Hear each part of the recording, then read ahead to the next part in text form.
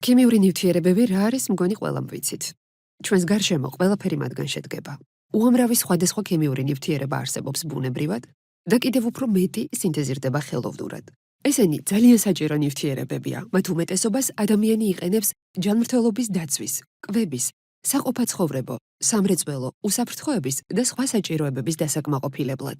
თუმცა მათმა არასწორმა გამოყენებამ, ან უზედამხედველოდ მიტოვებამ, ან თუნდაც ნაგავში გადაყრამ, შესაძლოა ადამიანის ჯანმრთელობისთვის და გარემოსთვის სერიოზული ზიანი მოიტანოს. დაუშვებელია ამ ნივთიერებების უბრალოდ მიტოვება, ან ადამიანის ხელში მოხვედრა ისე, რომ ამ ადამიანმა არ იცოდეს, რომ შხამთან აქვს საქმე.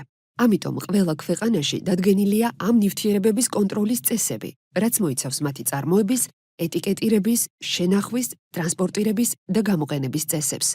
აგრეთვე დაწესებულია ახალი ნივთიერებების და მათი თვისებების სავალდებულო რეგისტრაცია, რომ ვიცოდეთ, რამდენად საშიშია და როგორ შეიძლება მათი განეიტრალება, თუ კი ვინმე შემთხვევით დალია, ან გარემოში დაიღარა მაგალითად. ასოცირების შეთანხმებით საქართველომ ამ სფეროს მოწესრიგების ვალდებულება აიღო. მთავარი ამ სფეროში არის ასეთი ძალიან საშიში ნივთიერებების სრული მიდევნება, მიკვლევადობა, მათი წარმოების ან იმპორტის მომენტიდან დანიშნულებისამებრ გამოყენებამდე, რათა მაქსიმალურად გამოირიცხოს მათი არამიზნობრივი ან განზრახ ადამიანის ან გარემოს დამაზიანებელი გამოყენება. ასეთი მარეგულირებელი კანონმდებლობის პროექტები საქართველოში ასოცირების შეთანხმებით გათვალისწინებულ ვადებში მართლაც მომზადდა, თუმცა დღემდე არ დამტკიცებულა. ამიტომ მთელი რიგი საშიში ქიმიური ნივთიერებები ქვეყანაში კვლავ უკონტროლოდ ბრუნავს და ზოგიერთი სურსათშიც კი ხვდება. უნდა აღნიშნოთ, რომ ცალკეული ტიპის ქიმიური ნივთიერებები რეგულირდება და ზოგიერთი ძალიან მკაცრადაც. ზოგიერთი შემოტანა ან გაყიდვა იკრძალება. ძალაშია კანონქვემდებარე აქტები, რომელიც ადგენს საშიში ქიმიური ნივთიერებების კლასიფიკაციის, ტრანსპორტირების, რეალიზაციის, შენახვა-დასაწყობების წესებს.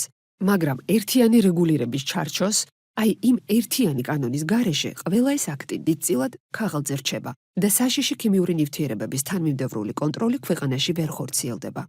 ეს მდგომარეობა ცხადია მიუღებელია და იმედი გვაქვს, რომ საშიში ქიმიური ნივთიერებების მართვის ევროპული სისტემა საქართველოში მალე დაინერგება.